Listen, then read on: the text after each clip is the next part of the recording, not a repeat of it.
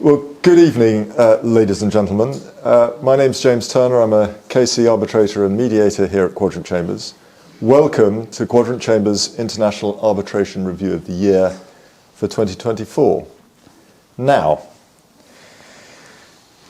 Accra, Addis Ababa, Amsterdam, Astana, Athens, Baku, Bangkok, Berlin, Brisbane, Bucharest, BVI, Cambridge, Cayman, Copenhagen, Cyprus, Delhi twice, Doha, Douala, Dubai, Dublin twice, Edinburgh, Geneva, Hamburg, Helsinki, Hong Kong twice, Istanbul twice, Johannesburg, Karachi, Lima, Liechtenstein, London, Mexico City, Miami, Milan, New York, Oxford, Paris, Puerto Rico, Prague, Riga, Riyadh, Rome, San Francisco, Sao Paulo, Singapore twice, Stockholm, Tallinn, Tashkent, Tbilisi, Tokyo, Toronto, Vienna twice, Vilnius, Washington, DC.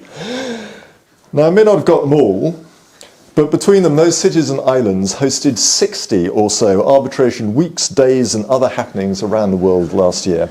And that's without counting mooting competitions or the semi-exclusive events like the LCIA's Tilney Hall gatherings or the CILS Salzburg Symposium.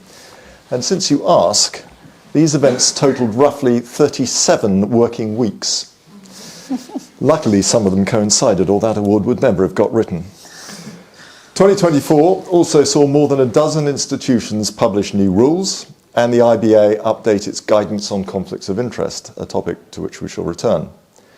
It's amazing that anyone had the time to do any work last year, but courts and tribunals were not idle, and I am very pleased that we have such an illustrious panel to talk us through some of the developments.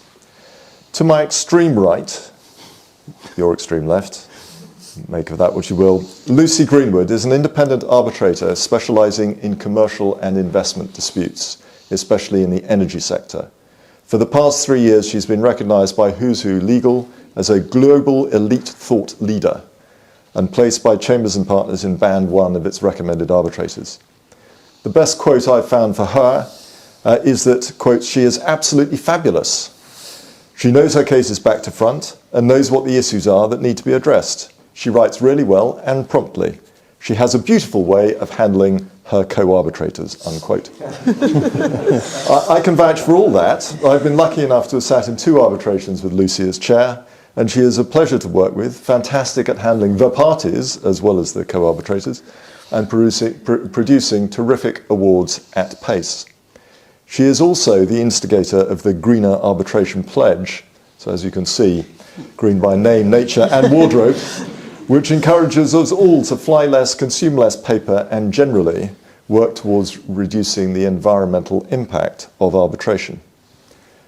Andrew Cannon, to my immediate right, is the global co-head of the international arbitration practice and the public international law practice at Herbert Smith Freehills. In between being an associate and a partner at Herbert Smith, he spent the best part of a decade as senior assistant legal advisor at the Foreign and Commonwealth Office, which included first secretary postings at the UN and EU, where his fluency in French must have been put to good use, n'est-ce pas? He has acted in ad hoc and institutional arbitrations across multiple jurisdictions, under the rules of all major arbitral institutions and under a range of governing laws. The Legal 500 ranks him in his International Arbitration Hall of Fame, and he is described by Chambers and Partners as always one step ahead. Claire Stockford, to my immediate left, joined us here at Quadrant Chambers a few years ago after more than 2 decades working in international and UK law firms, and she was a partner for the last 7 years of that. She's an energy specialist, both in oil and gas, and with an increasing focus in renewables and climate change disputes. Her arbitration experience is huge, covering ICSID, UNCITRAL, ICC, LCIA, and ICDR disputes. She's been recognised by Who's Who Legal as a future leader in international arbitration. She's a member of the ICC's UK Energy and Environment Committee and is said by the directories to, quote, leave no stone unturned, unquote. Luke Parsons, KC, extreme left, your extreme right, has been at the bar for nearly 40 years, and I've been privileged to have him as a colleague for well over 3/4 of that time. He has acted as counsel and sat as arbitrator under ICC, LCIA, UNCITRAL and SIAC rules. This year's Chambers and Partners has him as, quote, one of the best barristers at the bar, unquote. And previous editions have described him variously as clever, very clever, very, very clever, and even extremely clever. Now, just a word about this evening's format. Each speaker will address a particular topic, except for Luke and Lucy, to be known henceforth as Lulu, who will address the same topic from different perspectives. Between each topic, there'll be a brief panel discussion, and there will be time for Q&A at the end, so please save your questions till then. Andrew is going to kick us off with the 2024 developments in the enforcement and state immunity space. Andrew, the floor is yours. Thank you so much, and it's an absolute pleasure to be on this very distinguished panel. I should give the standard disclaimer at the outset and emphasise the views expressed here are personal and not those of the firm or any of my partners. About a decade ago, I wrote the chapter on enforcement in a book edited by Julian Luke called Arbitration in England. I'm not sure it was a bestseller, but since it was published in 2013, I've been keeping a file of interesting new developments, an electronic file, you see, apart from a few judgments which I have back there in case of any difficult questions that may come from the audience. But interesting new cases and developments in case Julian should ever come around and ask me for a second edition. So far that's not happened. Nevertheless, this year's additions to my pile of materials are two of the cases I wanted to talk about today. The cases of Border Timbers Limited in the Republic of Zimbabwe and Infrastructure Services Luxembourg and Spain. My chapter had a big section on state immunity in the enforcement context, as it's a particular interest of mine, and these cases deal primarily with that question of the interplay between immunity and enforcement. The Spain case, of course, also raises the rather vexed questions of ACMEA and Comstroy, but I will, with your forgiveness and I hope mild appreciation, avoid talking about those this evening. In some ways, these cases are not even that remarkable. The eventual outcome, perhaps not unexpected, but there were some surprising twists and turns along the way that are worth discussing. And the relevant judgments show the richness of law in this area and the innovation of counsel on both sides. So the story starts in 2023 with the judgment of Mr. Justice Fraser in Infrastructure Services. And in that case, the judge decided, among other things, that Spain could not rely on state immunity to set aside the recognition of an adverse ICSID award. It's a fairly lengthy judgment, with the case involving consideration, as the judgment said, almost 200 different authorities from around the world, legislation, treaties, practitioner texts, law journals, extracts from Hansard, law reform commission materials, and press articles. In essence, as I suspect most people in this room will know, the ICSID Convention sets down specific provisions on recognition and enforcement in its Articles 53 to 55. These were implemented in the UK through a special piece of legislation, the 1966 Arbitration International Investment Disputes Act. And in particular, the ICSID Convention requires in its Article 54 that contracting states recognise convention awards as binding and enforce them as if they were a final judgment of the court in that state. So the effect of this is that ICSID awards are taken outside the normal regime of recognition and enforcement under the New York Convention and under the 1996 Arbitration Act. And instead, ICSID has its own annulment mechanism, and unless annulled according to that mechanism, the courts of the contracting states are bound to recognise and enforce the award. The standard tests under the New York Convention, as implemented in the Arbitration Act, do not apply to ICSID awards. Article 55 of the Convention makes clear that nothing in Article 54, though, shall be construed as a derogation from the law of state immunity in force in any contracting state. So states may still rely upon state immunity as a defence in appropriate circumstances. However, Mr. Justice Fraser ruled in that case, in application of the UK State Immunity Act and established case law, the Supreme Court judgment in Makula was heavily relied upon, and the Court of Appeals ruling in Stockford Petroleum, that Spain enjoyed no immunity from the jurisdiction of the English courts here, because sections 2 and 9 of the State Immunity Act applied to create exemptions. So in particular, he considered under section 2 that Spain had submitted to the enforcement jurisdiction of the English courts under the ICSID Convention and the Energy Charter Treaty. And that similarly the exception under section 9 also applied because the enforcement proceedings were proceedings that related to arbitration. Now, the change to what may seem orthodoxy in that context arose from the judgment almost now exactly a year ago, in January 2024, of Mrs. Justice Diaz in the Board of Timbers and Zimbabwe case. And this judgment considered the application of those sections 2 and 9, again in the context of an application to recognise and enforce an exit arbitration award. Now, as an aside, I helped to run the Herbert Freehills International Arbitration and Public International Law blogs. Please subscribe, shameless plug. We aim to report on most significant developments in the blog. And to facilitate ease of reading, we have a standard guide, 2 pages per judgment. And I'm one of the real sticklers for that when people come to me with these very long, detailed, erudite analyses. I'm like, that's not going on the blog, it's got to be 2 pages. This judgment we gave 4 pages to. The judge herself described the ruling as a novel decision. And I'd add, most respectfully, that Mrs. Justice Diaz quite deliberately noted in her judgment, aware the Court of Appeal would soon be examining the matter, and indeed herself granting permission to appeal, that she had allowed herself slightly more latitude in reaching her conclusions. In summary, she disagreed with the judgment of Mr. Justice Fraser on the application of sections 2 and 9 of the State Immunity Act. She reasoned Article 54 was not sufficient to amount to a submission to the jurisdiction of English courts because it was unrelated to any identified proceedings. And as to section 9, the judge relied upon the decision of the English High Court in Tatnet against Ukraine, where the court found it was not bound by a tribunal's finding of its own jurisdiction when determining whether the arbitration exception under section 9 applied, but must instead independently satisfy itself that there existed a valid consent to arbitration. And that this was true even though the award here was an ICSID award. The award in Tatnet was an UNCITRAL award.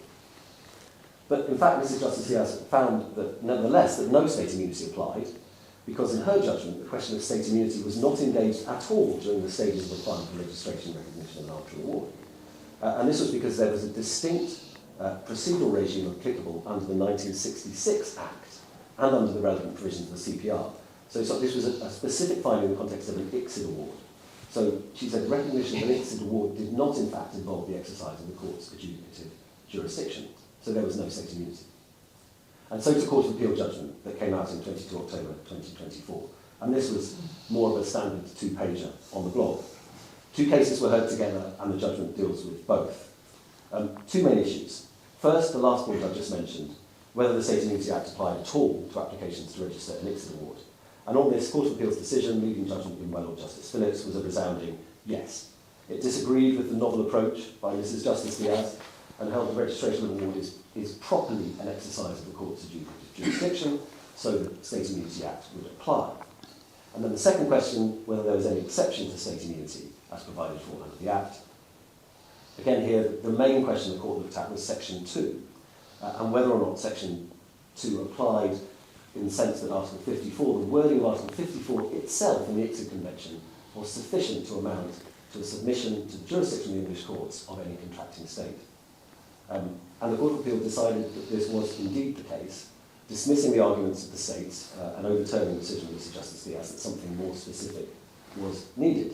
And there was an extensive citation from an Australian court judgment which had found to the same effect, and indeed a number of other rulings in similar cases across, in a comparative sense, from New Zealand, the USA, Malaysia, France. And the judge very specifically said it was of considerable persuasive force that international treaties should be interpreted by courts of all states uniformly. The Court of Appeal did not consider it necessary to rule on the applicability of Section 9 of the State Immunity Act, the exception in relation to arbitration proceedings in light of this conclusion. It seemed to be accepted that the court would have a duty to satisfy itself whether the parties had properly agreed to arbitrate, notwithstanding that this was an ICSID award, but the court made this observation expressly obiter, and so we may hear more about this in a future case. So this year has seen some rich, innovative, novel reasoning in this very interesting area of law, some clear decision-making and some areas yet to be explored. Thank you. Thank you very much. Claire, I think you have some follow-up on that tour de force.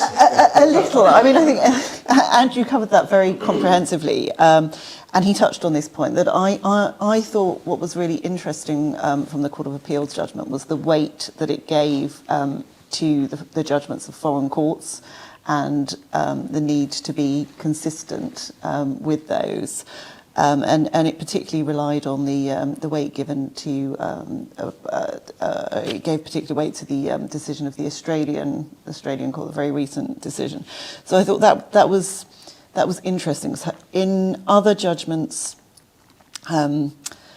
the courts will obviously look at foreign judgments and particularly judgments from Commonwealth countries, but it seemed to go a little bit further, I thought, in this, in feeling a real need for consistency with those foreign decisions. I agree entirely with that, Claire. I mean, it was helped, I suppose, in the context of the Australian judgment, in the sense it was the same award. In fact, it was the same parties and the same award. Of course, the Australian legislation on state immunity is worded slightly differently. Yeah. And it took note of that, but it was very persuasive. And I mean, there's maybe 4 or 5 pages are given over in the judgment to citations from that judgment. So it was clearly a big, an important point for the court. Plus mentioning the other judgments that there had been in the context of this uniform interpretation. Yeah. So, no, agreed.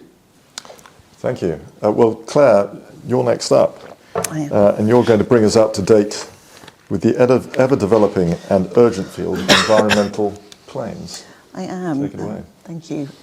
Good evening, everyone. So rather than speaking about a single remarkable case, as most of my co-panellists are, I'm going to speak about a trend, and it's a trend that is illustrated by a trio of awards that were rendered in 2024. So first, the trend. Environmental claims, particularly those relating to climate change, are increasing in number significantly each year. The Grantham Institute does a lot of research into this area, mainly focusing on litigation because that's the data it can get. According to its most recent report, there were 2,666 climate litigation cases globally.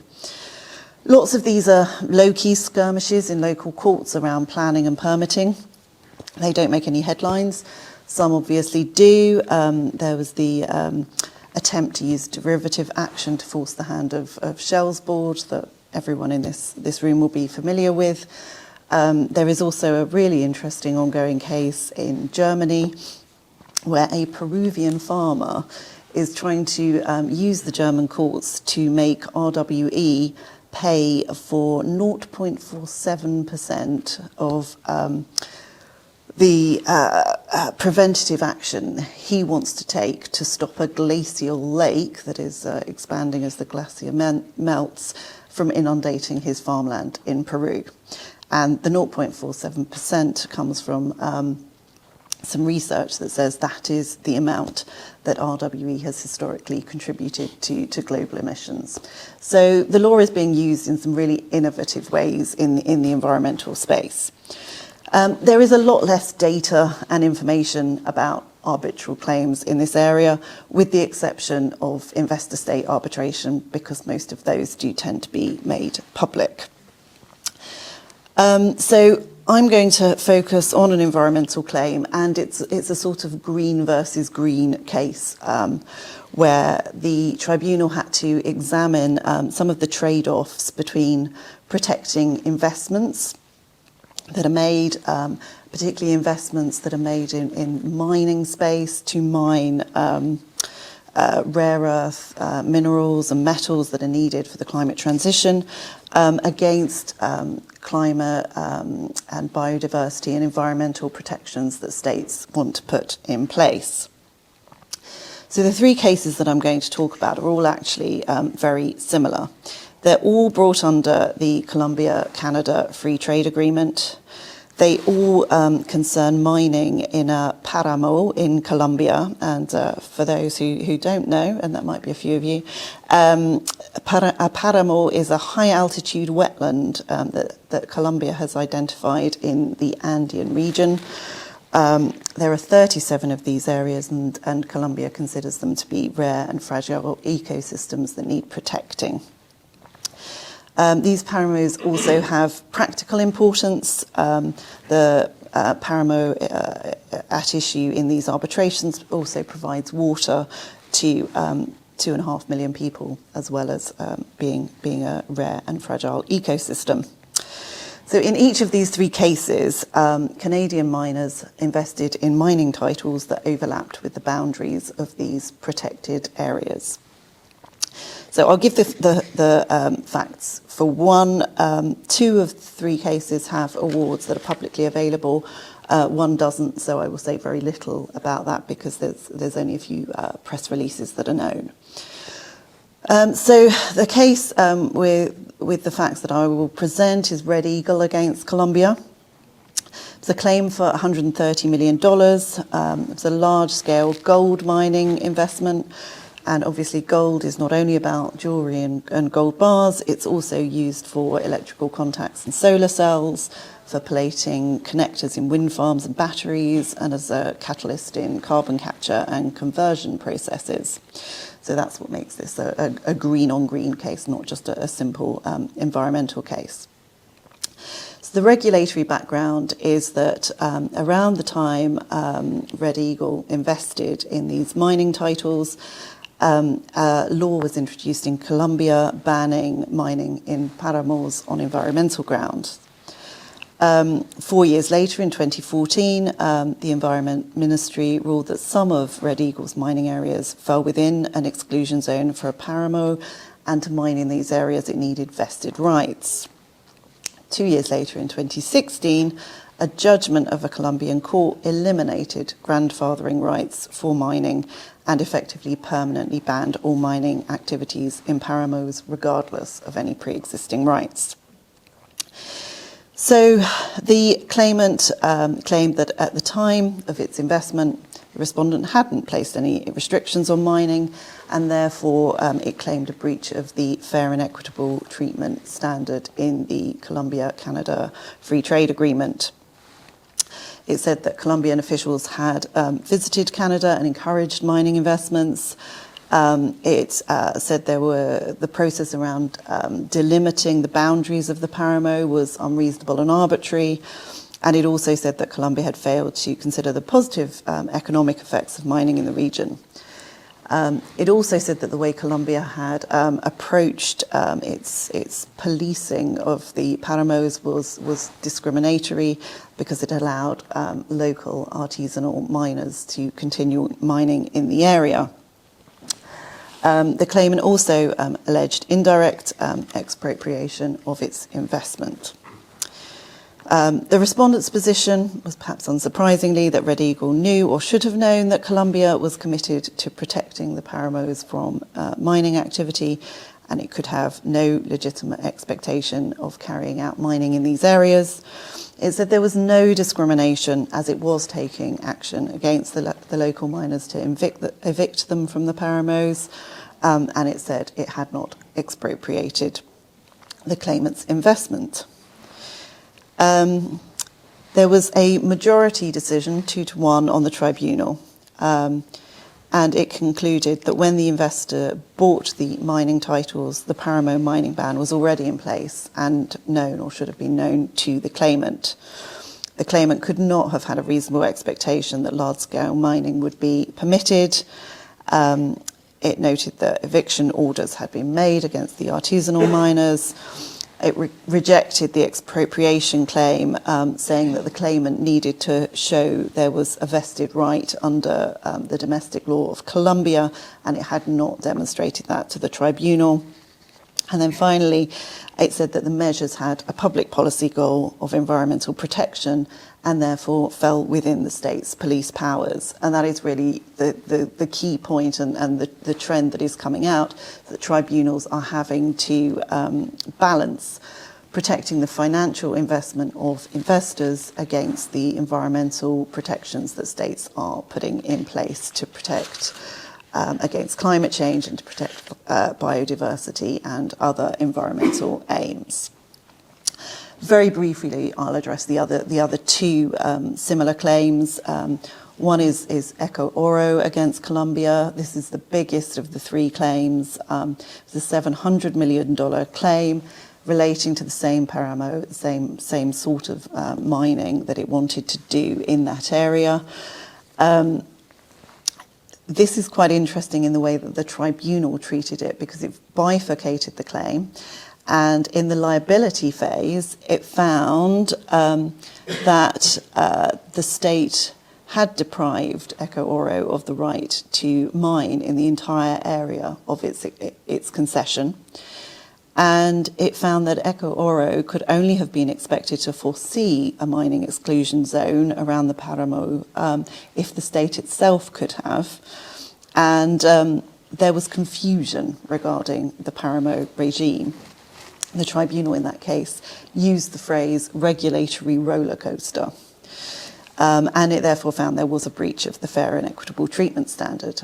That award on liability was rendered in 2021. In 2024, the tribunal came back on quantum, and it did not award any damages, despite having earlier found the breach on the fair and equitable treatment standard. It found that the only loss was an ability to apply for an environmental licence, and Eco Oro had not demonstrated evidence of its loss of opportunity, so no damages. Both the liability and the quantum decisions were majority decisions, 2-1, but with different dissenters on each of the awards. So that one is really interesting. I've only got 10 minutes, so we haven't got time to sort of get into the nitty-gritty, but there's some really interesting dynamics at play and some interesting comments in the dissent there, dissents, I should say, plural, for anyone that wants to go away and have a look at those. The final claim of the three is Montauk Metals against Columbia, previously known as Glamis Gold. That was a $180 million claim, again, around mining in the same Paramo. And the tribunal in that case found that there was no legitimate expectation on the part of the claimant that Columbia would not seek to protect the Paramos, and the state exercised its legitimate powers in good faith on environmental protection grounds. So I think the interesting takeaways are that all the decisions were quite finely balanced. 2 out of the 3 cases involved majority decisions. And in each case, the tribunals had the difficult task of weighing up the state's objectives of protecting its environment for its people against the inward investment coming in and the international commitments that the Colombian state had made under the free trade agreement to protect that inward investment. Thank you very much, Bill. That was great. I always thought that ICSID tribunals, by force of law, had to decide by a majority, but that must be just being cynical. You have a green angle, Lucy. I'd like to come in generally on that, because I do think the cases that Claire's have highlighted are interesting if you could step back a little and try and discern a sort of shift in tribunal attitudes to the broader environment over the last, I guess, 5 to 10 years. And I've sort of been pondering this, and I don't think you can. I think, from what, as Claire rightly said, they're very finely balanced decisions, and they, I think, better reflect the fact that this is a much more complex area than it was even 5 years ago, because even in the states that we're talking about, and I mean that with great respect, there is a far more environmentally complex legislation in play. And what I like very much about particularly the Red Eagle's decision was that the tribunal placed sort of more emphasis on the investor's need to actually properly tackle the risks that I don't necessarily see clients really addressing, the risks which are inherent in the green transition that is coming down the tracks at us pretty quickly. So I've sort of pondered as to whether we can tick that, put that all 2024 as a big plus for the environment on policy and side and decisions. And I think on balance probably not. But I am going to pivot here to somewhere where we can put a tick in the box for developments, which is in terms of the way arbitration practitioners have embraced their environmental obligations. And I am going to talk very briefly, if I may, about those positives. I have written a list. So, highlights from 2024. The Green Pledge signatories now include more than 200 law firms and chambers, 78 arbitral institutions and venues, 81 corporate and service providers and over 2,000 individuals. So if you haven't signed it, please, there's no excuse. There was a mass signing of the Green Pledge at Nepal ADR Week, and I don't think Nepal was. Kathmandu is not on the list. I'm very sorry. Simple sentence doesn't bring you great joy. I don't know. Honestly, it has been extraordinary how we have seen in the 5 years since the Green Pledge was launched, how we have seen a fundamental shift in behaviour. And obviously everyone is aware that behavioural change is not going to move the needle in this space, but it is universally acknowledged that it is a very important, very, very small factor. So I wanted to make you aware, if you're not already, of the resources that are available to you if you are thinking about how to manage your practice in a more environmentally friendly manner. You have the green protocols, you have a green model procedural order, you have now a model clause for company outside counsel retention, which was launched last year, and a checklist of green actions. And last year the campaign also published a very detailed and really interesting survey into the environmentally friendly practices of arbitration institutions. So that's actually been very, very helpful in terms of informing where we need to focus our efforts in terms of education and behavioural change there. And then later this year, and this has been a very, very long time in the making, we are going to be launching finally our model, which will enable practitioners to actually properly assess and monitor their carbon emissions of each international arbitration. So hugely positive news from 2024 in certainly the way we practice our arbitration space. And with that, James, I'm going to hand you back to some more positive news from the Supreme Court, correct me if I'm not, who actually protected the arbitration agreements that we all depend upon. They not, James. Well, they did, but I was going to, before we get to that, Andrew, are you seeing any uptick in environmental or energy transition claims? Yes, I mean, Claire's mentioned some investment treaty claims. Of course, all of the big investment treaty claims against Spain and Italy, and the Czech Republic, and they've all been connected to energy transition and of course promises that states have made in the first flush of enthusiasm. One thing I was pondering on, and Claire, I don't know if you've got any observations on this, is that there have been very significant decisions, of course, in environmental law this year internationally. Obviously, we've seen the Shell deal, which in some ways is less progressive than it was, but there's still a very clear statement from the court there that some form of reduction needs to take place. We've also had the fascinating European Court of Human Rights case against Switzerland by the Verein Climate Signorinen, which was a really an incredible decision that Switzerland had not imposed sufficient a sufficient target for its environmental, for its greenhouse gas emission reduction. And that was notwithstanding there had been a referendum in Switzerland which had expressly set the target at that particular level. The court was very bold and said, no, this is not good enough. And there's many other of these cases. And of course, a lot of the reasons people are bringing these cases is to make a big splash and a statement. And what can the judiciary do? What can the international justice system do to stop to stem the flow of climate change and stop it in its tracks? And hoping for different judgments and rulings. And I wondered how that translates to our world of international arbitration. Of course, we've got the advisory opinions as well. We had ITMOS last year, ICJ maybe next year.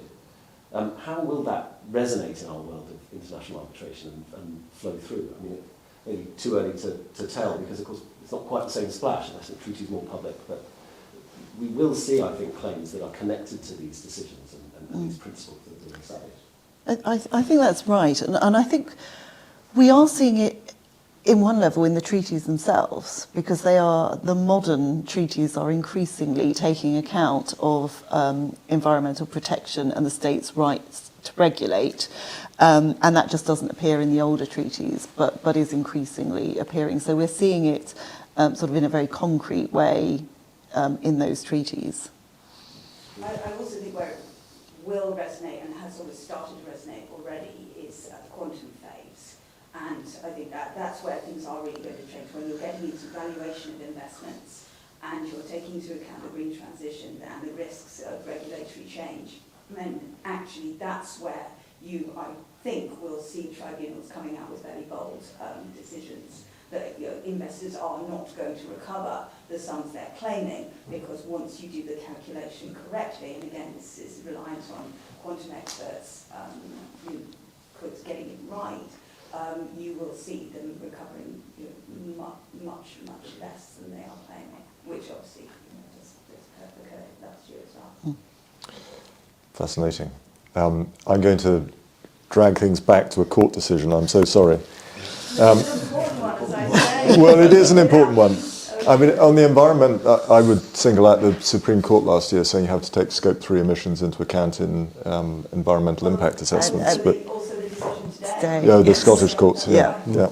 Anyway, back to arbitration. So I'm going to talk about UniCredit and Ruschem Alliance, which the Supreme Court, as you know, decided last September.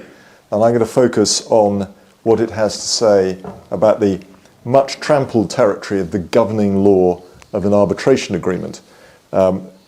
Of course, this is all going to be ancient history quite soon, because the arbitration bill will become law. It had its second reading in the House of Commons yesterday, but as that was this year, I'm not going to talk about that.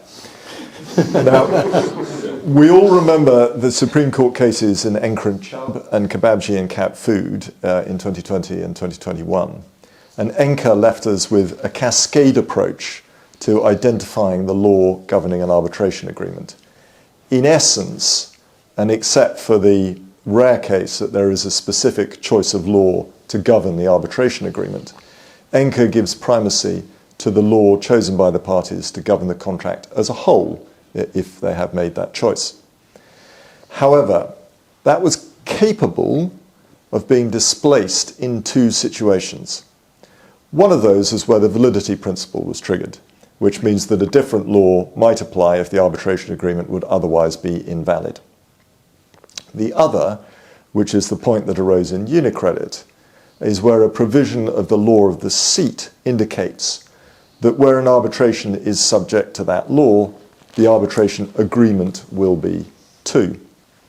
Now, Ruschem jumped on that point and argued that the law of the seat, which was France, would apply what amounted to French law to the agreement, and that therefore the primary Enker rule was displaced.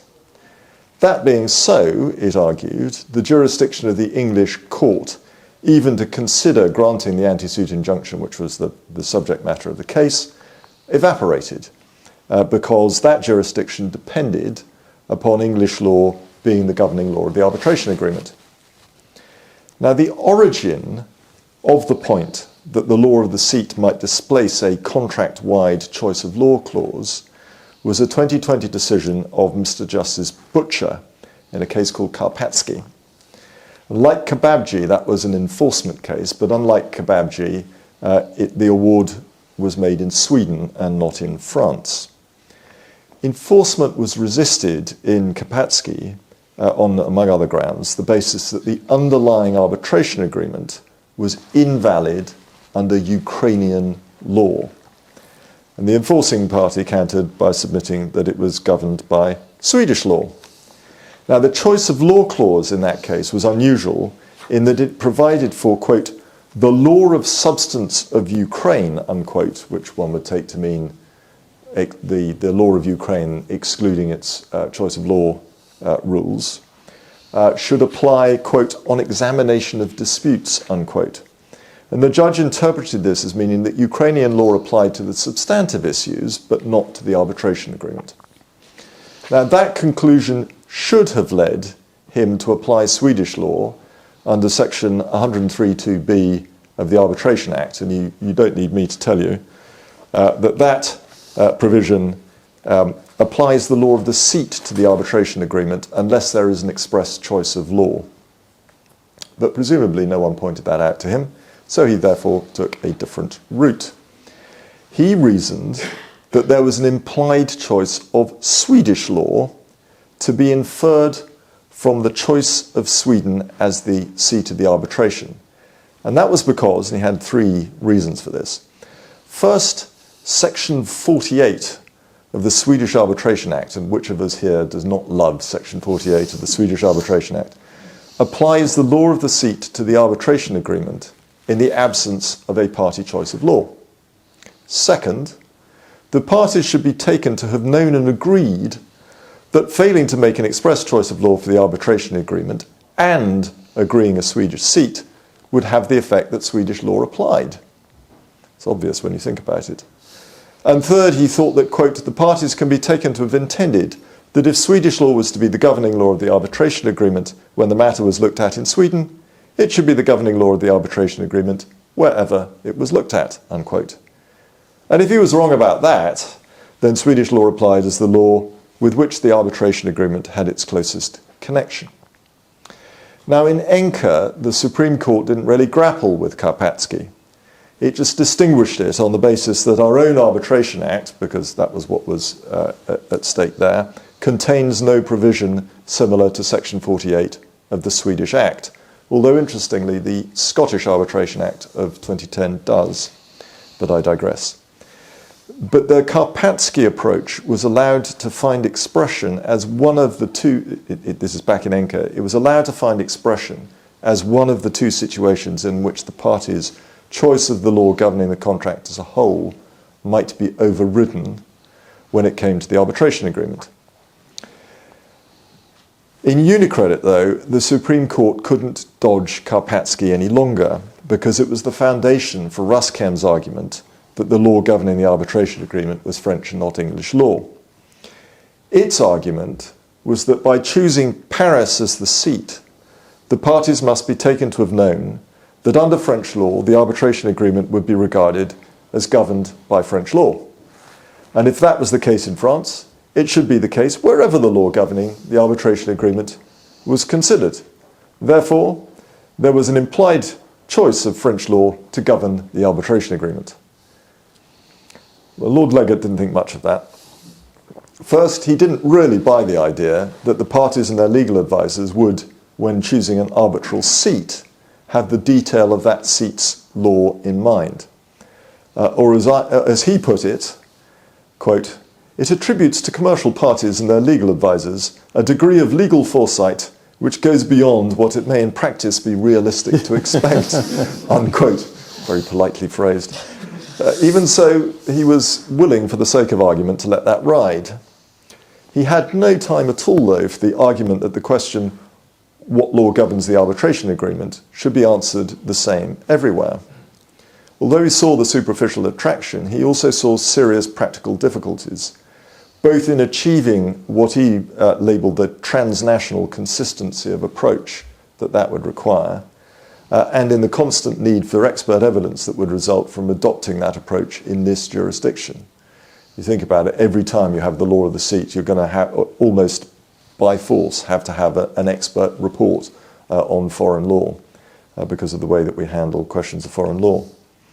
Now, transnational consistency, he thought, might be achieved by different systems coalescing around the Enker approach, so that the law chosen to govern the contract also governs the arbitration clause, or what we might call the Law Commission approach, which is that the law of the seat governs instead.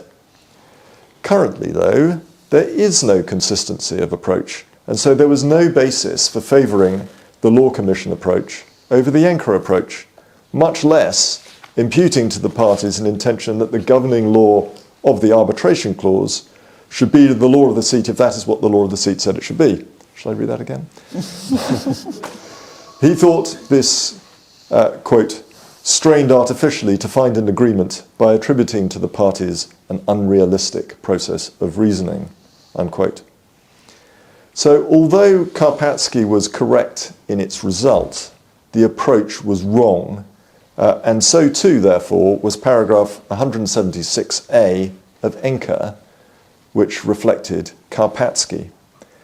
That aspect of the Enker cascade should therefore in future be disregarded, says Lord Leggatt. In other words, the primacy of the party's choice of law cannot be challenged by reference to the law of the seat. On the facts, if the governing law clause in Unicredit had been in similar terms to that in Karpatski, French law would have applied to the arbitration agreement as the law having the closest connection to it. ignoring that section 103 point. As it was, though, the governing law clause was far wider in UniCredit, far wider, and was properly to be construed as applying to the arbitration agreement as well. English law therefore applied, and so the jurisdictional gateway for service out was satisfied to strains of Rule Britannia. In the result, as you all know, the anti-suit injunction was granted and entente cordiale preserved. The takeaway from UniCredit, so far as concerns, well, there are two takeaways. The first is, of course, if you're turning up to the Supreme Court looking to rely on a Supreme Court judgment, tread carefully. The other takeaway, so far as concerns the law governing the arbitration agreement, is that it is likely to prove even harder than might have been thought to dislodge the application of an express choice of law to govern the contract as a whole. And that is really where I want to leave that. Does anyone have any follow-up, either by way of rueful remark on the caprice of the Supreme Court or on governing law? Sounds like a grist to the Law Commission's mirror. Yeah. It does really, doesn't it? One of the main reasons for adopting that approach was simplicity, and that anything Chubb was far too complicated. Of course, you can have debate around that, but when you go back to the Supreme Court and put their own judgment. I think Enker and Chubb has an elegance about it that might have appealed to Escher, for example. Anyway. So I will stop there. I will clap myself on the back, and I will ask Luke, please, to tell us about Aito and Shell, or as it should really be known, Gloucester and Freshfields. Well, I was going to start by saying, is there anyone here from Freshfields? No, that's good. Is there anyone here called Dame Elizabeth Gloucester? That's very good. This is, though, going out on YouTube. I know that. Yeah, but Hannah told me she can edit it, so we'll be okay. So it's often said that the sequel is not as good as the original, unless it's Paddington 2, or possibly Toy Story 2, and possibly Godfather 2. This case can be considered Halliburton 2, because it's all about non-disclosure, apparent bias, unconscious bias. You remember in Halliburton, the send-off for Mr. Kenneth Rokeson's retirement was to set out the test as to whether a fair-minded and well-informed observer would think there was any apparent bias, even though everyone accepted there was no actual bias. That has gone further in this case, where a former Court of Appeal judge, in the judgment called Dame Elizabeth Gloucester, failed to disclose her links with Freshfields, which led to an ICC decision that she was part of, being set aside by Mr. Justice Jacobs in the commercial court. And we even have his judicial assistant here, who can tell you the real story over drinks. One of the unusual features of the case was that the ICC court had already decided that she had to be recused of her appointment, but they didn't give any reasons, and she was actually replaced. But then the issue before the judge was what to do with the 4 decisions that she'd made while she was in place. So the case arose from an offshore facility agreement between a Nigerian-based company, which was Iota Eastern EP, and of course being Nigeria, and Shell. So you had the offshore agreement between them, and then you had an onshore agreement, which was a facility agreement with 8 lenders to provide Iota with $2 billion of funding. And surprise, surprise, there was a slight problem with the loans, and the lenders brought arbitration facility claims against Aito, and Shell also brought claims. Aito then, of course, thought of as many different points as it could to slow matters down, and this is part of it. The agreements provided for disputes to be resolved through ICC arbitrations, seat in London. Freshfields were appointed to act for both Shell in the onshore arbitration and the lenders in the offshore arbitration, and they appointed Dame Elizabeth Gloucester, who, like many Court of Appeal judges, had retired and decided to spend their time in the IDRC lunchroom with all her fellow judges. In the event, the ICC only approved her to sit in one of the two. It was decided 2 was one too many. So she decided to stay with the Shell arbitration, and appointed with her were a very distinguished panel, Lord Neuberger, another retired judge who spends his time in the IDRC lunchroom, and Geoffrey Malley, who was the former Chief Justice of Hong Kong Court of Final Appeal. IATA's challenge was under Section 68 of the Arbitration Act to set aside 4 partial awards made by the tribunal, including one which consolidated the 2 arbitrations together. And it was said that it was because Dame Elizabeth Gloucester had not disclosed all of her professional contacts with Freshfields until after the awards were made. Of course, it was slightly more complex than that, because you will know that the ICC always require people to do 2 things. One is to make disclosure, and 2, to tell you how busy they are. And in her ICC statement in December 2020, so before the arbitrations had started, she did disclose that she'd been a party-appointed arbitrator in 2 unrelated arbitrations, but where Freshfields were involved. So she said, I did that. But what she forgot to disclose, so this was December 2020, that in June and July of 2020, she gave expert advice in conference to a client of Freshfields in an unrelated matter. So retired judges are not simply want to now be arbitrators, but they also want to do our job and be counsel as well. So she was actually giving legal advice, not as an expert in law, foreign law, but actually just legal advice in the tactics of how to run a case. And it didn't exactly slip her mind that she did this. I don't know if you watched Traitors, but the phrase is throw people under a bus.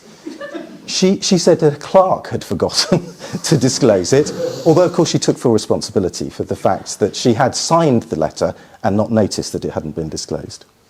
So that was the first thing she forgot to say. Then in around March 2022, when the tribunal were issuing one of the awards, she was instructed to give further expert advice in another case by Freshfields, which she forgot to mention until she was asked 18 months later. And she said that it didn't cross her mind at the time that she should disclose this retainer. She didn't think it had anything to do with the case. Mr. Justice Jacobs held she should have done, though he accepted that the failure was, quotes, inadvertent.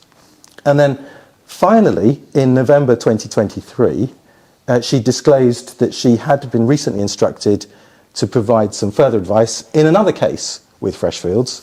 And she did disclose that, but only after the work was completed. And Mr. Justice Jacobs said, well, perhaps you should have done it beforehand. So in total, there were 4 non-disclosures that she'd either acted as an expert or given legal advice for Freshfields, not in the case that she was the arbitrator, but separate cases. And IATA lodged a challenge, first of all, to the ICC. The ICC upheld the challenge, but they didn't give any reasons. They just said that she shouldn't act any longer, and someone else who was retired should have another opportunity to be arbitrator. And then IATA brought the Section 68 applications to the Commercial Court and said, well, we've won in front of the ICC, she's no longer acting, but she's been involved in 4 separate awards, and we'd like you to set all of those aside under Section 68. And the first point that was run, IATA said, well, there's a res judicata, because the ICC have already decided that she's subject to unconscious bias, or without saying the reasons. And you would have thought that was quite a strong point, but oh no. The ICC does not give rise to res judicata because, quotes, it's not a conventional court which convenes a hearing and hears evidence and argument with a view to reaching a decision on the legal rights of the parties. So it wasn't binding on the court, although it's a factor that comes back in a minute. And it's important when you think about this case that nobody was suggesting, and if you've ever met Dame Liz Gloucester, you wouldn't, that she was actually biased. I mean, she would probably kick anybody, whether they'd worked with you before or not. So the claim was apparent or unconscious bias. And Mr. Justice Jacobs applied the test in Halliburton. Would the fair-minded and well-informed observer consider there was a real possibility that Dame Elizabeth Gloucester was biased.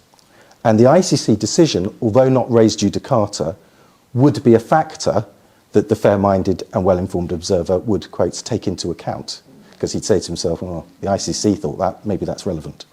And applying that test, Mr. Justice Jacobs held that the fair-minded observer would conclude that there was a real possibility that Dame Elizabeth Gloucester was biased, which the ICC decision would reinforce, because she'd accepted three arbitral appointments and 3 advisory engagements from Freshfields, and had also been unsuccessfully nominated for the onshore. So 3 unrelated arbitrations, 3 unrelated pieces of expert advice.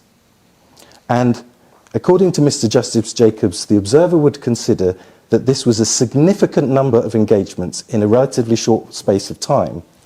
Dame Elizabeth had retired from the Court of Appeal in June 2018, and therefore 6 or 7 appointments within 5 years would make a fair-minded observer consider there was a risk of bias. But most importantly, and this is the bit that is quite interesting, I think will lead on to some of the discussion with Lucy, what tipped the balance in the case was that Mr. Justice Jacobs concluded that a reasonable observer would regard the 3 non-disclosures as the tipping point, that would be regarded as highly relevant to the question of a real possibility of bias, and as adding to the cumulative picture of a significant number of appointments by Freshfields. And what he said was, if there'd been timely disclosure of the entire picture as it developed, then it may be that the observer would consider that Dame Gloucester was just on the right side of the line, bearing in mind that the individuals at Freshfields involved in the advisory expert engagements were different to those involved in the offshore arbitration. However, where there was no disclosure or late disclosure, an observer would, in the view of Mr. Justice Jacobs, regard these as highly relevant to the question of real possibility of bias and as adding to the cumulative picture. So the fact that she didn't disclose the 3 was the killer point in the case. And that leads in a minute to what do arbitrators disclose and when. Bearing in mind, of course, that the moment you did a disclosure in this case, you could guarantee AETA would try and hijack the proceedings by bringing a challenge. The other reason why, and this is also the bit I struggle with a little bit, is that in determining the risk of unconscious bias, the fact as to whether an arbitrator discloses or not is highly relevant, because where an arbitrator makes disclosure, that will often indicate an awareness of possibility of unconscious bias. A person who recognises that possibility thereby demonstrates a degree of self-awareness which may itself present any unconscious bias actually impacting on that person's decision. So if you sit there and think, oh, I might be a bit unconsciously biased, I better tell everybody, that would indicate that you're not unconsciously biased because you have self-awareness. If, of course, you don't even think about it, so therefore you don't think you might be unconsciously biased, that demonstrates that you could well be because you failed to disclose it. So that is the tipping point of the case, and so that really means that arbitrators have to think very carefully. Do they feel a bit unconsciously biased that day? And it's against the background, of course, that you've decided this very eminent and distinguished Court of Appeal judge is not actually biased, but by failing to recognise that she might be, a reasonable observer would think she might be. I mean, that's the basis of the decision. And the fact of her reputation, that's a factor, but not determinative. It didn't work in this case. The fact that both her co-arbitrators wrote statements to say, in all of the discussions, she didn't seem very biased to us, that wasn't enough for them either. So she was considered to be unconsciously biased. And that's not quite the end of it, and I'll briefly give the sort of codicil to what happened, because then he had to decide whether the AETA had suffered substantial injustice as a result of this. And obviously the judge said, in most cases, the starting point would be you would assume there was a substantial injustice if you've concluded that a decision's been made involving an arbitrator who's got unconscious bias but didn't realise it and so didn't disclose it. But 2 of the cases had gone to the commercial court and the challenges had been dismissed they were jurisdiction challenges, so the court looked at it afresh. So the court said, well, what the arbitrator decided we weren't interested in, we've decided afresh, so no substantial injustice in those two. In the third one, which was the consolidation of the two arbitrations, all the arbitrators gave evidence that they had separately and independently concluded that the arbitration should be consolidated before they even talked to each other. And so therefore the judge felt that they weren't influenced in any way by the unconscious bias of one of them because they'd reached their own conclusion. But on the fourth one, it was concluded the fact that you had this rather dodgy, unconsciously biased arbitrator in the room with you was sufficient. So he set aside the award and remitted it to the new tribunal, including the replacement arbitrator, to start all over again. So the takeaway from this is if you ever think you might be unconsciously biased, disclose it and think very carefully about it. Lucy. I know, and I've been so optimistic about 2024 tonight. I really have, but this is where I really start to get very depressed about it all. Not just because I agree with Luke that the sequels are normally bad, but if we get a third, then we're in a world of trouble. So Paddington 3 really don't do it. I think I'm very depressed about this because I don't think either Arteo or Halliburton ever should have happened in the first place. And I think it's on us that they actually happened. And we have to make sure that they don't happen again. And there isn't a third one. I'm going to touch on briefly the scope of the duty of disclosure and whether arbitrators can ever make a proper judgment about what they should and shouldn't disclose. Why I think that we should have the maximum amount of disclosure but the minimum number of challenges, and I'll concede minimum number of successful challenges if you want. And then finally I want to talk about nudges, checklists and databases, because those three things are going to stop us having the third part of this horrible, hopefully just whatever, two-part, not yet a trilogy. As Luke said, Halliburton established this test of the fair-minded and informed observer test. And essentially this is whether a reasonable person aware of relevant facts considers that there's a reasonable possibility that the tribunal was biased. And it is rightly a very high standard. And Arteo notwithstanding, successful challenges are extremely rare. And let's all breathe a great sigh of relief for that one. But the disclosure issue that is the problem that we face, I think, big time in the arbitration community is what we look at when we consider how we make that hypothetical person, which is effectively the party to mental illness from the eyes of the party, aware of relevant facts. And Halliburton really doesn't help us much on this at all. All it says is you've got to disclose circumstances that might reasonably give rise to justifiable doubts about my impartiality. And Arteo, as Luke says, it doesn't really add that much to the debate because, as Luke said, Mr. Justice Jacobs said, you should make timely and full disclosures of any relationships or connections that might raise doubts, and if you inadvertently fail to disclose, this can contribute to perceptions of bias. Well, yes, none of that is, I would say, remotely contentious. My own sense is that the starting point here has to be that there has to be no asymmetry of information.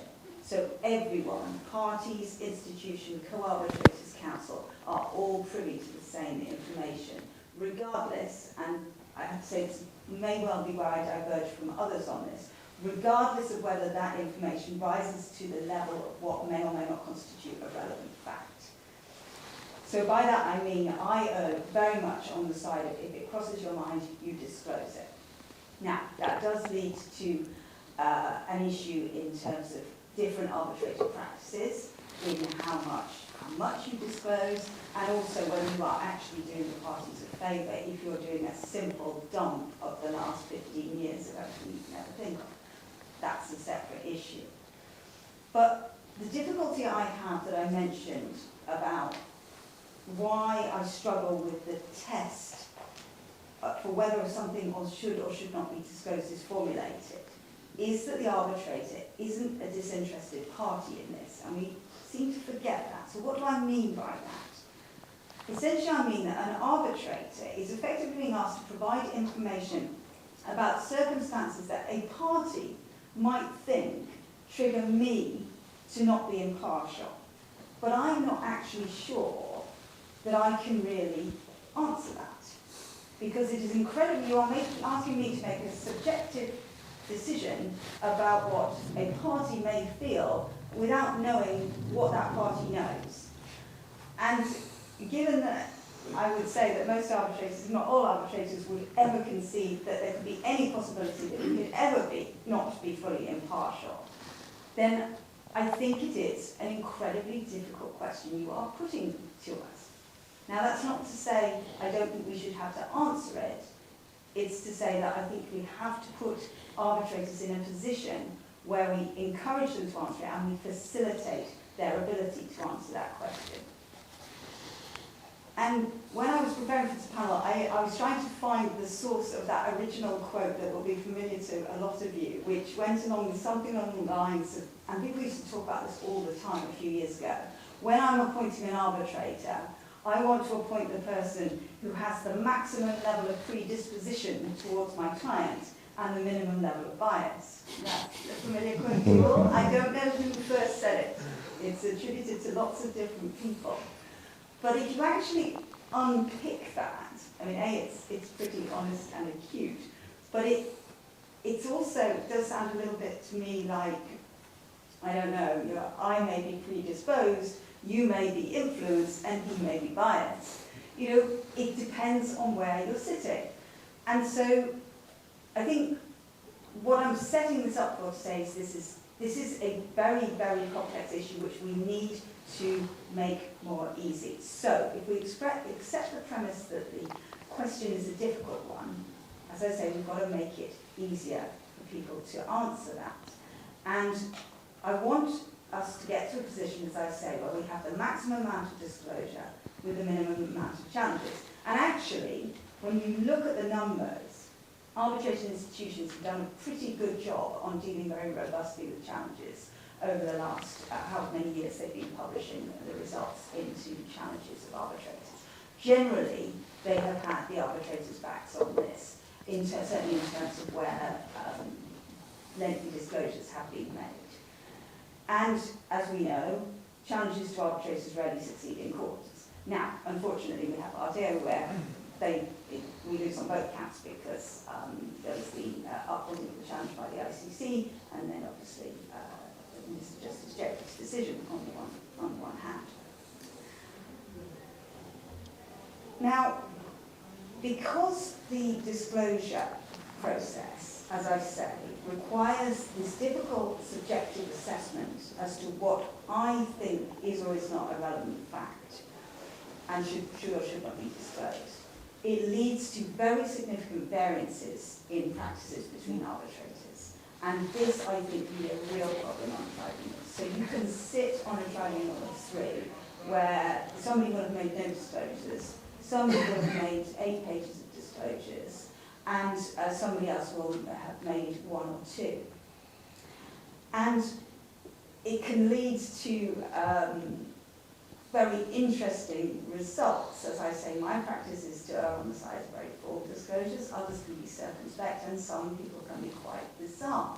I don't quite know, nor will I ever know, what possessed the Texas arbitrator back in 2011 who didn't disclose any relationship with counsel appearing before him, and actually went to great lengths to formally introduce himself very carefully to counsel and go up and shake his hand and inquire as to his name, and seemingly forgetting that they had socialised together for years. They had went to Christmas parties, they played golf, and they exchanged Christmas presents with their families, and that fairly bizarre behaviour led to his $22 million award being set aside by the Texas courts later that year. So probably not a good way to approach. The flip side is that parties should accept that arbitrators don't live in splendid isolation, We do have professional, friendly relationships with counsel appearing before us, and whatever possessed that arbitrator to feel like, for whatever reason, he had to pretend like he didn't know counsel, obviously we don't want that. But there has to be a degree of acceptance that you can't be siloed off from every single influence. So what does maximum disclosure and minimum challenges really come down to? And I've pondered this, and I actually think it comes down to a question of trust. And it's not just trust in the process, but it leads to trust from the parties in the tribunal. So it's more than just the process. And it's trust on both sides. So arbitrators, we have to trust that by disclosing anything that flashes across our mind, it won't impact our chances of being selected. Because the last thing you want is to have some kind of chilling effect on disclosure. And the parties have to trust that we as arbitrators are professionals, that we've got robust practices in place to ensure that there isn't that asymmetry of information or any kind of suppression of other relevant facts, whatever they may be. So how do we get to that position of trust? And I mentioned at the outset 3 things, I think: nudges, checklists, and databases. So first of all, I think that a checklist has to be sent to every arbitrator on their appointment. And some institutions do this already. They will send you trigger questions, which are very simple, very narrowly focused, straightforward, 6 or 7 of them, and you are required to answer yes or no to each of them, and obviously expand and disclose if you've answered yes. Now, across the institutions, the standards are very, very similar, but only certain institutions send you those trigger checklists. Others bury similar questions deep into their websites, and I spent one arbitration institution which will not be named. I spent a lot of time yesterday because I know they have them, trying to find those questions. And others just say, do you have anything to disclose? Now we know from all sorts of things how important checklists are in terms of ensuring consistency of behaviour and not missing out important things and not making those inadvertent failures to disclose that we saw in the Arbitrator case. So absolutely, I think we already have a fairly universal standard, but we need a universal practice, and I think we find it in ensuring that everyone has to complete a standard checklist. The second thing is a nudge from the arbitration institution at certain points throughout your arbitration, saying, have you reviewed your disclosures, have you got anything to update? And I'm not aware of an institution that does that at the moment at all. And so it is very much incumbent on the arbitrator to be constantly thinking, look, scanning my current cases, is there anything I need to update? I've got a new appointment, okay, but also it's not just the fact that I've got a new appointment, I've had inquiry, making sure that you've done that. I think that simple nudge in the form of an automated email would be really, really helpful to stop this happening. And then the third and obviously blindingly obvious thing is that arbitrators are professionals and they need to behave as such. And professionals need to maintain absolutely meticulous databases on this. And there has been some very good arbitrator learning on how you set up your conflicts database. There's resources out there to help new arbitrators in terms of getting the conflicts database up and running, ensuring that they've captured the right level of information, not getting overwhelmed with going too detailed, but making it all those kind of things. There's a lot of help and guidance out there, but again, it is not really very well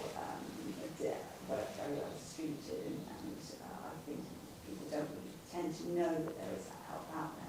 The other thing I want to mention, which I think is pretty groundbreaking, is the AAA now, so the American Arbitration Association, has a sort of secondary conflict check that you can run on its website. So if I'm appointed in a AAA matter, I'll obviously run my conflict checks, but then I can run a conflict check through their system to to check all the previous cases that I've been appointed as an arbitrator on, and it acts as a kind of checks and balance on that, and I think that is very innovative and B, surprisingly useful.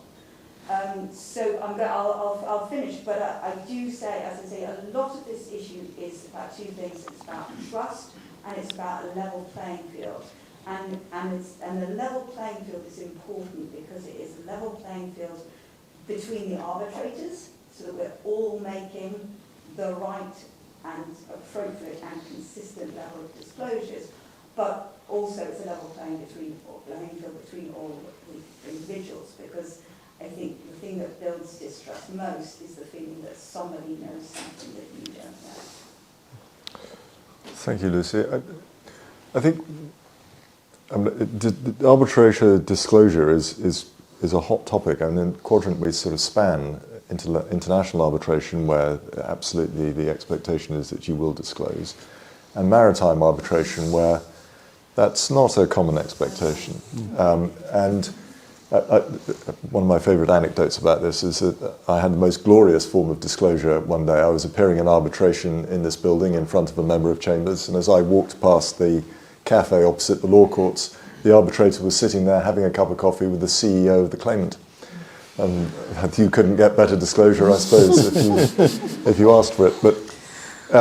But I digress. I mean, I'll come back to the maritime thing. One of the things that I find nagging on my mind when I'm asked to make disclosure is, if I disclose that I once acted 5 years ago for this law firm to an institution, that's it, end of gig. And there seems to be a sensitivity on the part of institutions, which one wouldn't find, say, in the maritime community. And so to give a example spanning that, I was appointed in an LMAA arbitration by a solicitor who's instructed me several times down the years, most recently about 3 or 4 years ago, and a law firm for who I'm doing a number of cases. So I pointed this out to both of them. They go, yeah, we know, whatever, get on with it. No need to disclose. Was approached by a well-known institution, also in a maritime case. I said, well, I have done sort of 1% of my work over the last 5 years for that law firm. That was it. And of course, when one's trying to get a career going and so on, there is a nagging fear that if you make what looks to you like something that wouldn't even barely make the green list and the IBA's guidance, that's it. You're not going to get that appointment. Yeah, absolutely. And I think it's really difficult, because those kind of rumours or the unwritten policies that institutions won't appoint if you make a disclosure, even if it's not a fact which needed to be disclosed, and Jacobs actually recognised that. Just because you disclose it doesn't elevate it to anything important. It is really damaging, and it has a hugely chilling effect on disclosures. And you think, well, I'm busy telling them everything that I think about, but I'm going to suffer as a result by not being appointed. And I think this is where the institutions need to step up and say, we think it is in everyone's interest to have maximum transparency. So I say maximum disclosure, minimum number of challenges. And I know that it is a big issue, but it is for the institutions really to actually come out and have a proper policy on this. And it's easy for them to do that because they can use the IBA guidelines. I mean, they can, for example, say if it's a matter that falls within the green section, we're not going to accept the challenge. Not all of them do that, as you say, James. That's the problem. No, and there was one quite well-known case where somebody disclosed, I don't know, a dozen things which were all on the green list. And so, no. Yes, exactly. And you're left wondering. I mean, the LCIA a couple of years ago was very proud of the fact that it had had no challenges to its appointments. But if it wasn't appointing people who had made disclosure, then that's perhaps not that surprising. I find it quite distressing that it had had no challenges to its appointments, because that says to me you're being very cautious in your appointments. But who knows, because one doesn't know quite what's going on. The LCIA sent you the similar checklist that the ICDR sent you, which is this the list of 6 questions, which are very specific and really good prompts, because again, you may not think about relationships in the same way as the fair-minded observer would, and it's back to my point about putting yourself in the shoes of the party. If the LCIA did that and we all just disclosed based on those 6 questions, then maybe you're at least some way towards a little bit more of a level playing field. I don't know. But a lot of it comes down to your own innate sense of what has to be disclosed, and that really is a product of your environment, frankly. And I've very much grown up in the US tradition, which is you disclose everything if it crosses your mind. Yeah. On the database thing, I know that's a very attractive idea, speaking as a techie, but and in the maritime space, you have arbitrators who are getting maybe 100 appointments in a year. That's an awful lot of data to be harvesting. You'd spend your life harvesting data. You've got to do it. Otherwise, we are going to get the situation that we're going to get the third instalment. Because I think quite a few people were surprised by Jacob's judgment, that it was quite harsh.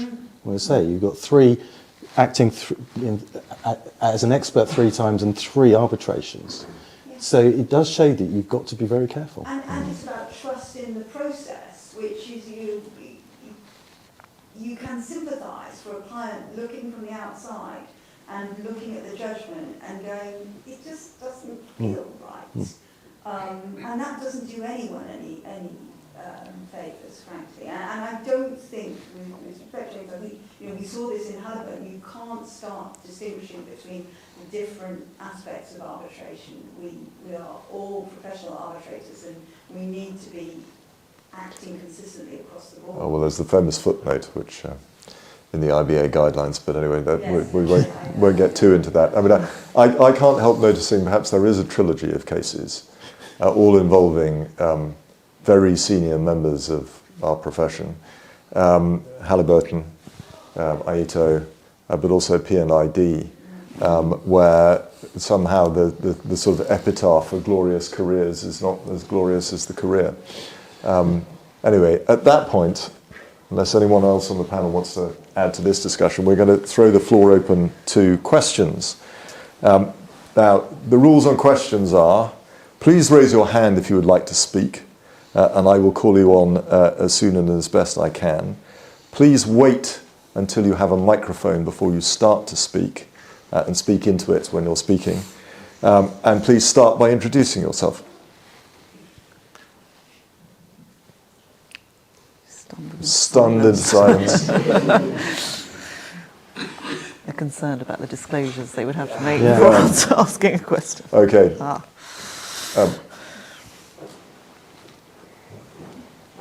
Just no, behind Alexander, you can, members of Chambers. Thank you, Simon Sloan.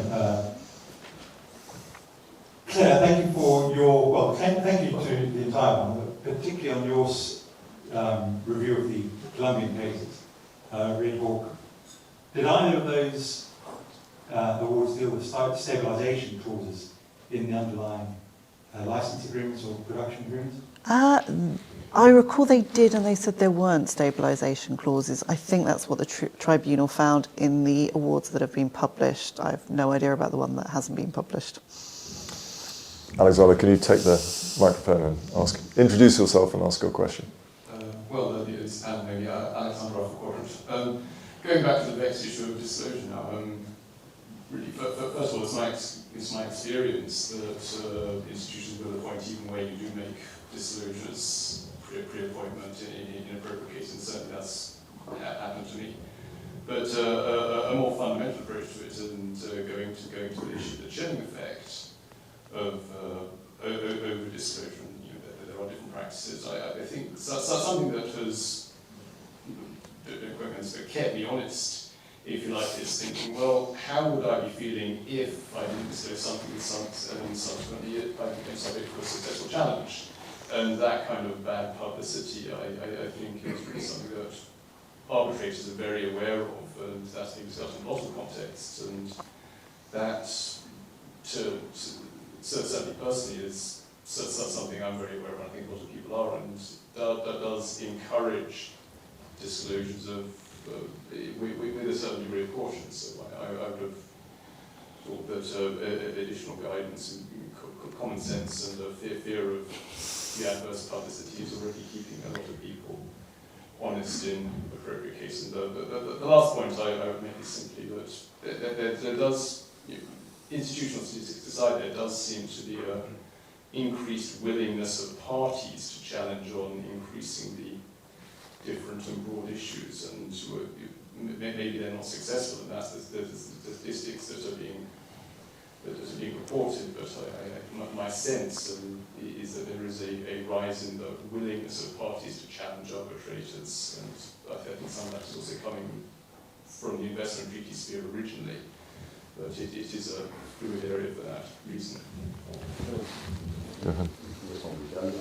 I think it's not just, obviously, about publicity for the arbitration themselves, but the result of the process, and speaking as a solicitor, is that your clients have to go through this whole process again. It's incredibly expensive and costly, and of course it's no fault of theirs as a client and as a business, and it does bring the arbitration world into a lot of questions, and you have to have very difficult discussions with your clients. Do I really want to be doing this? I put a huge wisdom in what you have to say. You say I agree entirely about the maximum disclosures. I think it is really important to create that level playing field. If it's disclosed to you, you have the opportunity to look at it and say, are you going to object? And if you don't object, it's a clear answer against you. If further down the line you lose the case and the client comes back to you and says, well, actually, is there anything we can do? Well, all these disclosures were made. If we had an objection, we should have made them at the start. The nudge is important too, because things do arise in the case, and of course that can also be an issue. We see a huge range of databases from arbitrators, of course, as you say. Sometimes, some examples, I won't give the name, but of a former judge who became an arbitrator, and of course it's that person at hotmail.com is their email address. What kind of database do they have? Of course they will think I can keep everything in my mind and I can disclose it, but of course it's not possible. So if you have an institutional arbitration, the institution should help you. Of course sometimes it's an ad hoc arbitration, it's different. There's also an interesting question about what we do or what the parties should do in terms of due diligence. Yes, that is very important point. I'm glad you raised that. So, we of course as a firm keep our own databases, we have our own systems. The obligations on the arbitrators to disclose, but equally we have a duty to our clients to act in their best interests, and if we're aware of something, then we ought to be raising it and indeed flagging it with the arbitrators directly. So, absolutely, and anything that acts as a sort of second check and balance on the initial arbitrator disclosure, I think is just a good thing. That's why I mentioned the AAA function. But yes, absolutely, that's a really strong point. Anyone else like to contribute or ask a question? Apparently not. Well, thank you all very much indeed for coming and being so attentive. Please stay for a drink and a bite to eat. And my final act is to ask you to show your appreciation for my fellow speakers in the usual way.